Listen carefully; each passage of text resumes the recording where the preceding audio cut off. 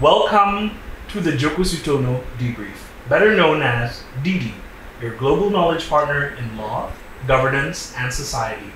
This podcast is brought to you by the Djokosoetono Research Center, or DRC, and supported by the Faculty of Law, Universitas Indonesia.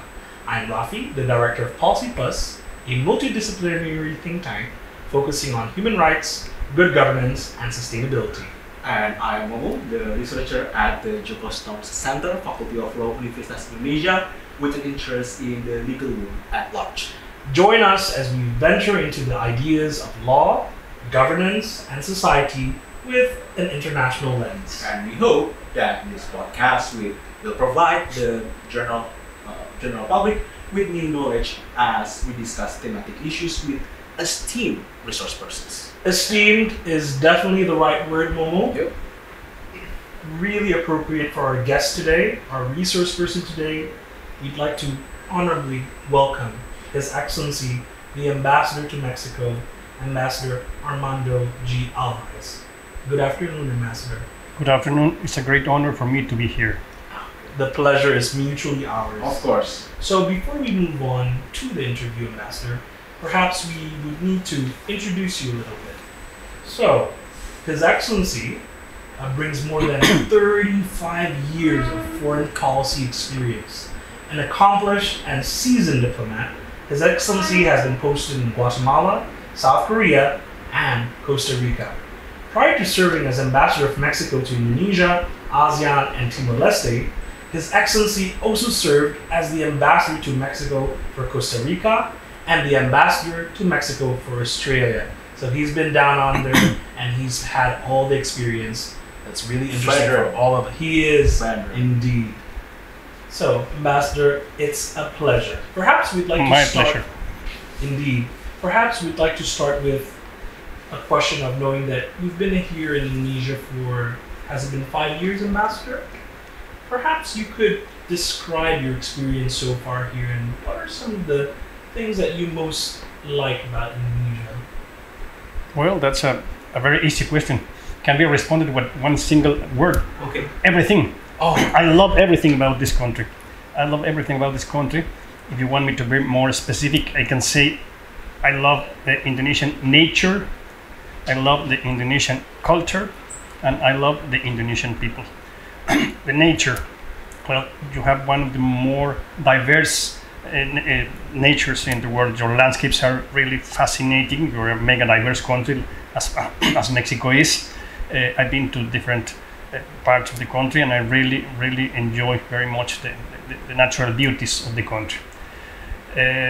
Regarding the culture, well, you have an amazing culture, an outstanding culture, and I love practically everything about it, from music, dances, your theater, your Wayan theater, your music, your gamelan, your batik, the ones that you are using today,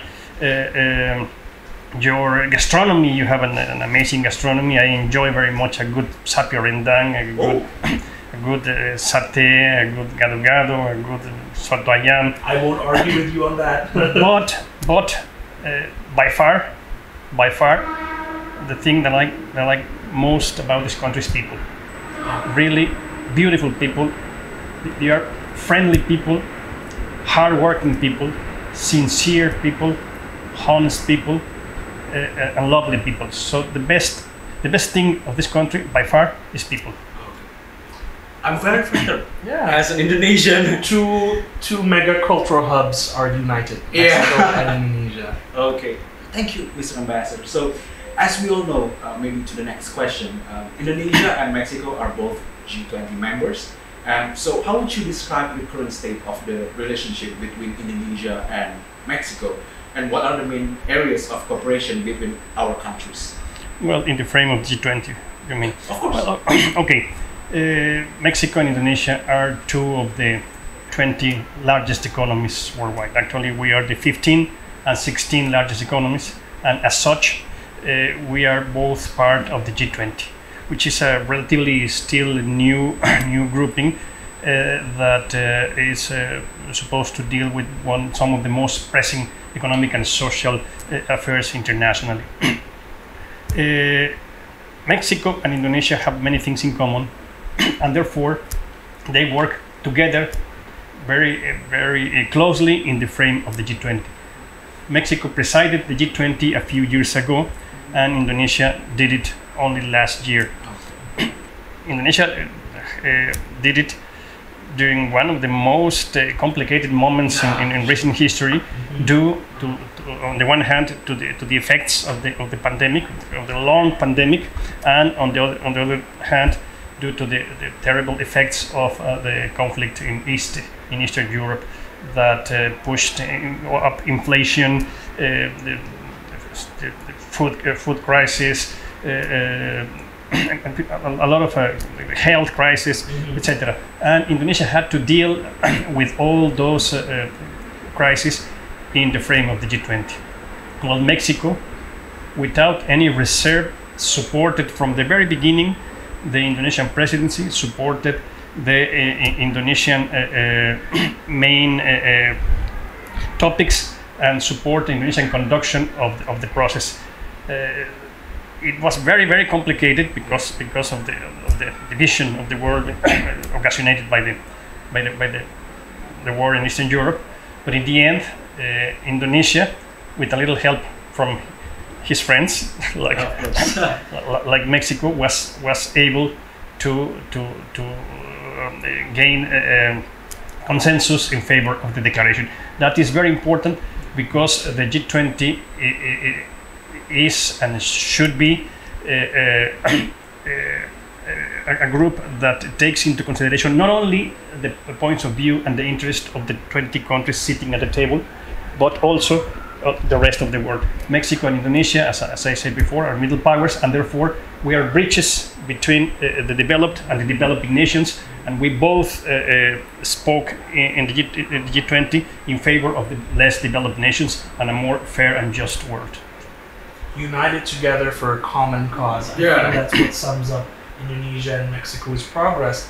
But Ambassador Pardon, still under the realm of international cooperation, what is the agenda for Indonesia and Mexico when it comes to sustainable development goals? There are 17 goals outlined by the United Nations.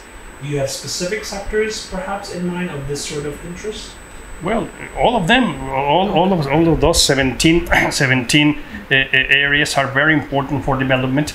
Areas like hunger, health, quality education, gender equality, clean water, sanitation, energy, decent work, industry, innovation, infrastructure. All of those areas are very important for development. And they all must be accomplished simultaneously. Mexico and Indonesia were two very active countries in the process of defining these 17 goals, and ever since, both of them have been working very hard, again jointly, multilaterally, in favor of these goals, and also internally, because this has a dual dimension. You have to work internally in favor of these goals, and you have to do it internationally, multilaterally, and we are doing just that. Okay. When Mr. Ambassador stated about the conflict in Eastern Europe, what role can Indonesia and Mexico in promoting regional stability and security, maybe not just regional, in the world at large? What role can Indonesia and Mexico play here? Again, we can play a role of mediators. We can play a role of introducing peace in the international arena. Both Mexico and Indonesia are pacifist countries. We are much in favor in peace. Our foreign policy has been oriented internationally to achieve peaceful solutions to conflicts, and we have been working together again in favor of peace and international stability. You have to remind that 2 years ago, Indonesia was a non-permanent member of the UN Security Council, and Mexico was a non-permanent member also 1 year ago. And we work very closely together to respond not only to the war in Eastern Europe, but also to other conflicts in different parts of the world, in Africa, and in Asia, and Middle East, and elsewhere. So I think that Mexico and Indonesia can be partners in building a safer and more stable world, working together in the UN, in the G20, in MITA, and other international fora. Okay. So through those international forums, we can promote peace and hope that stability becomes a consistent norm. Of course, as you mentioned, Your Excellency, crisis has almost defined the global stage for the past 1 or 2 years, and particularly when it comes to climate change. So, in your view, Ambassador, how can Indonesia and Mexico work together to address global challenges such as climate change and the issues of environmental sustainability? Well, again, Mexico and Indonesia are two countries which are very similar in this regard. In the world, 17 countries have been defined as mega diverse countries. Yeah. Indonesia is one of them, Mexico is another one. And the fact that we are mega diverse countries is an enormous responsibility for us, because a very important part of life on the earth lies within our own territory, our own waters and land. So we have a great responsibility of preserving the global ecosystem, and that is exactly what we are doing. Both Indonesia and Mexico are very much working together in the frame of the climate change conference, the UN climate change conference, in particular the COP27 in Egypt. Last year, the Mexican and the Indonesian delegation worked together in the COP27 in Egypt, and also did it during the Indonesian presidency of the G20. So we have the same goals. We both are in favor of reducing the emissions to the atmosphere. We both have pledged to do more than we are obliged to do, and we are acting very much responsible internationally and internally. Wow, I'm amazed. I mean, as both countries are really relying on its natural preservation, so and they have a strong interest to preserve and so Indonesian mega diverse, right? and Indonesian and Mexicans efforts to reduce emissions, global emissions, is very much appreciated. It is what the world needs, and it's something that the next generation is really concerned about. Yeah.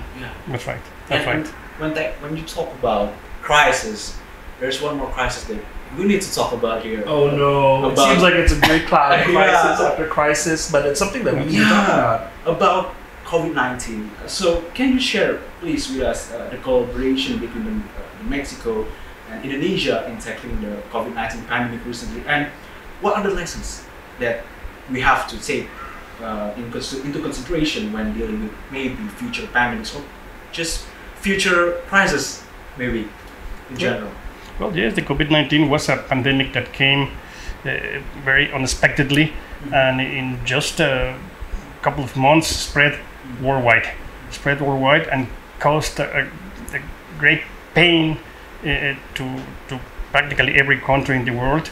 Millions of people passed away in the world because of this pandemic, and it required a global response. Of course, it was not a problem still located in some specific part of the world, but it's something that spread all over the world. Yeah. That's something that the world simply was not prepared to deal with.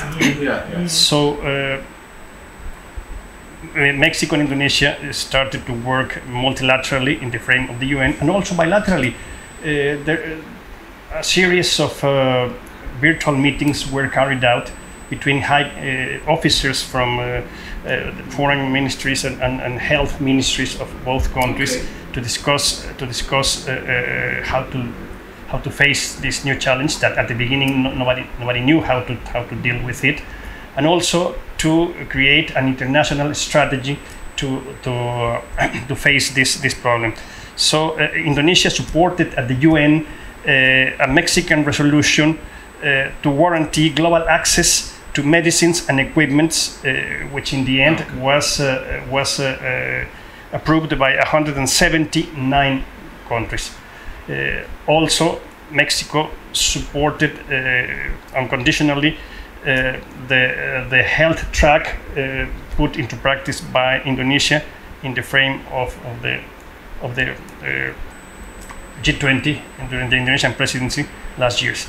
So both countries have also pledged to continue working together and in the multilateral fora to not only to finish with this pandemic, which fortunately is going well, but to prevent the occurrence of new pandemics that could be could be very damaging for the whole planet. So there was strong government-to-government cooperation, Exactly.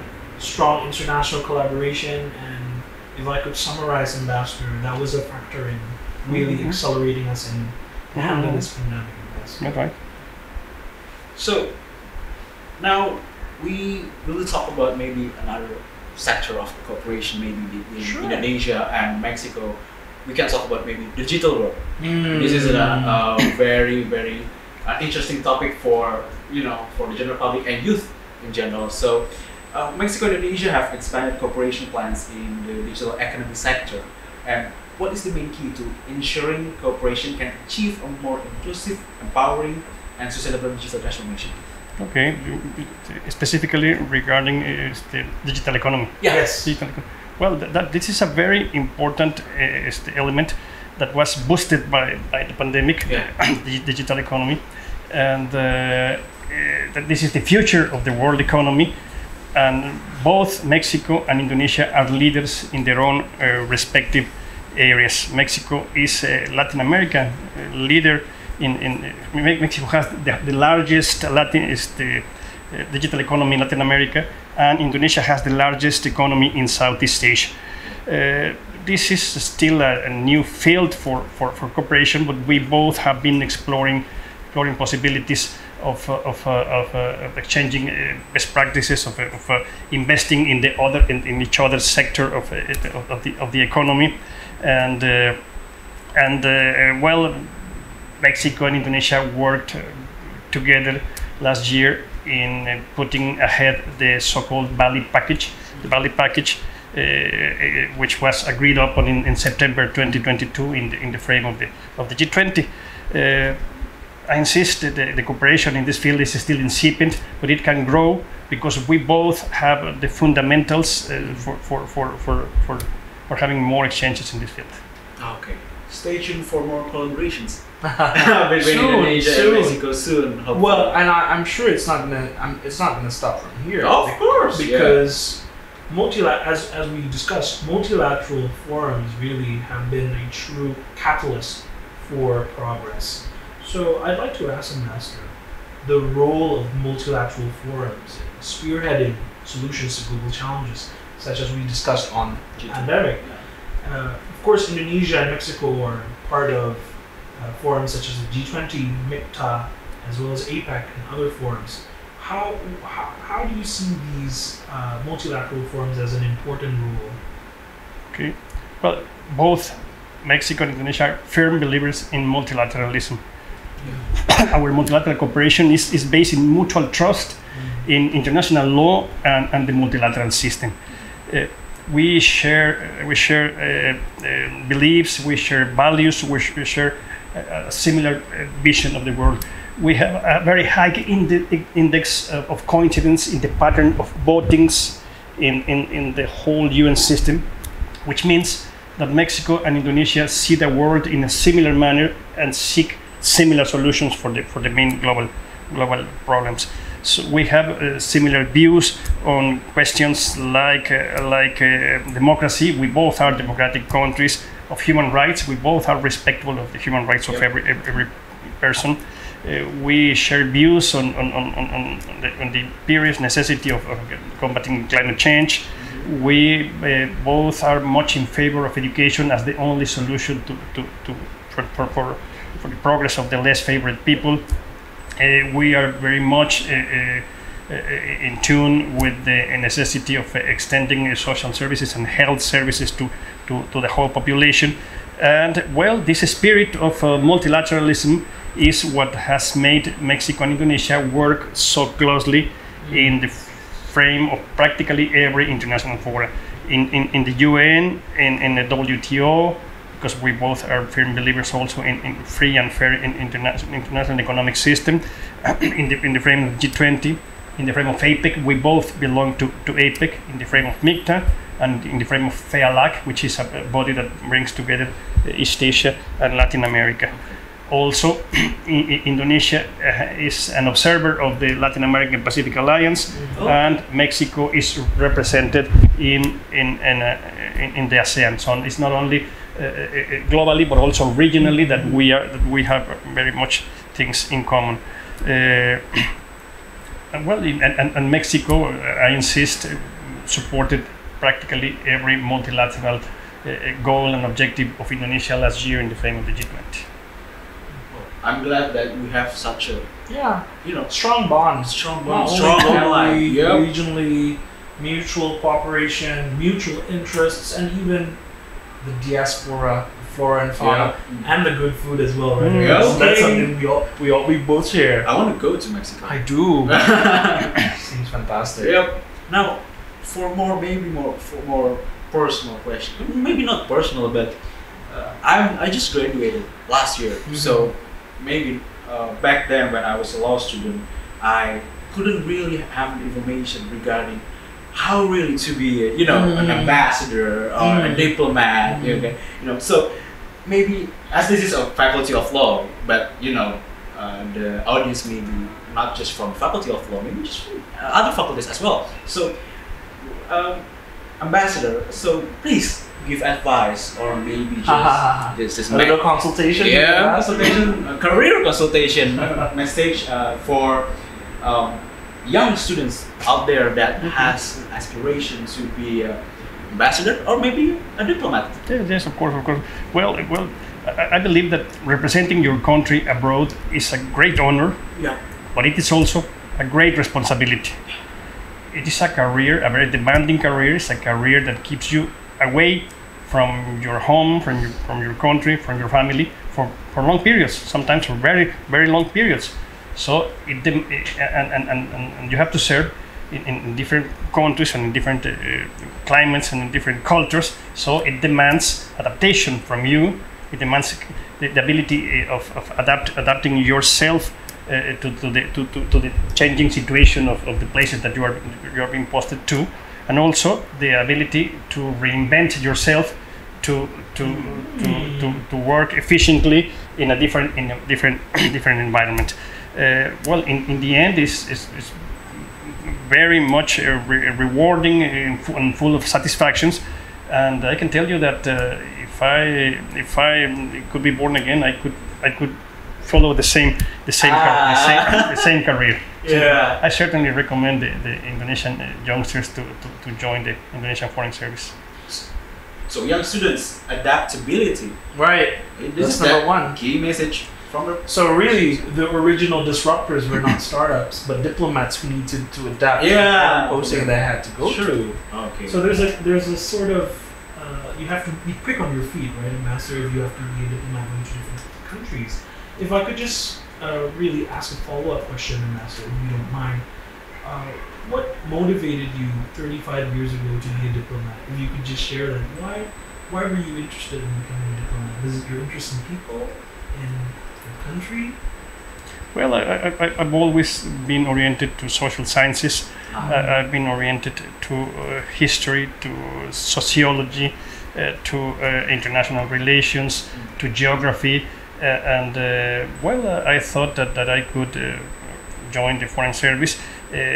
I tried to do it. I made the examination. I succeeded. I was accepted in the Foreign Service because it's not only that you apply for a job and you are hired. You need to go through a series of examinations, competing with other people, and in the end you are admitted. But once you are admitted, you need to continue competing to go or to escalating ranks, because every promotion every step ahead in the ladder.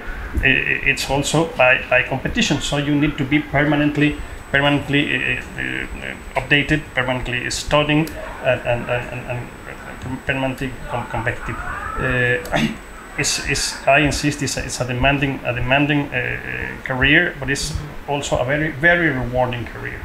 Sure. Do you have any tips, Ambassador? For 35 years, what would you say would be the greatest lesson as a diplomat? Well, let me tell you that I've been happy in every adscription that I have had. I mean, I have learned to appreciate all the countries where I've been posted to, the local culture, the food.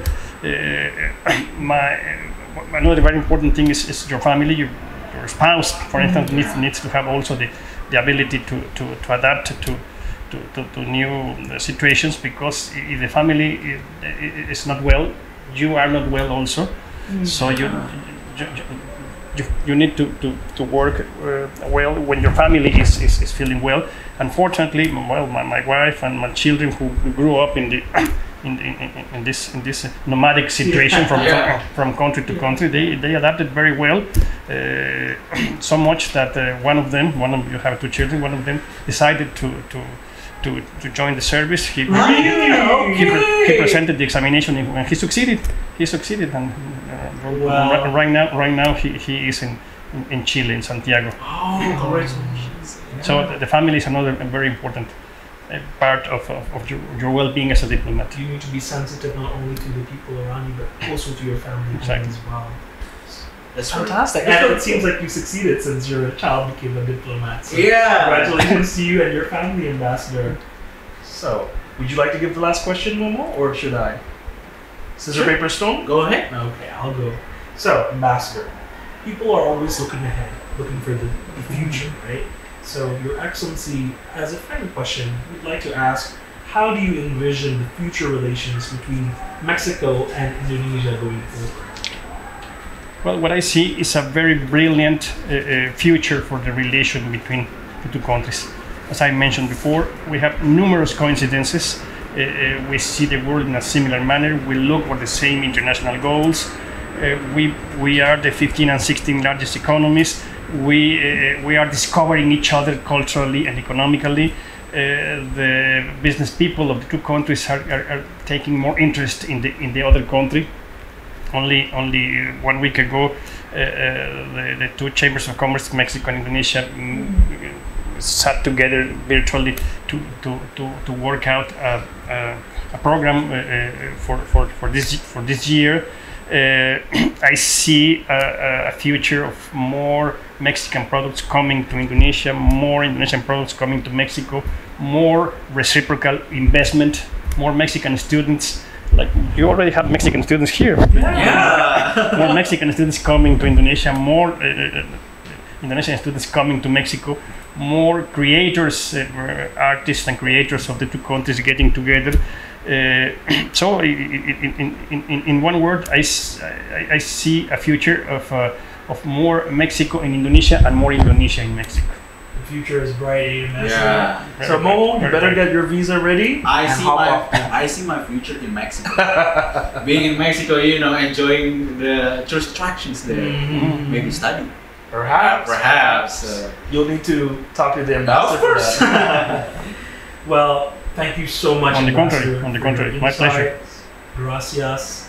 It's been very meaningful, and we hope that our audience will gain the knowledge and the insight from this. And this is our segment for today. Thank you for joining us. Tune in for the next episode of the podcast. DD. Yep, DD. And don't forget to follow the Djokosoetono Center, Faculty of Law Universitas Indonesia, on our social media. On Instagram, our handle is FHUI, and visit our website also at drc.law.ui.ac.id to find out more about our initiative.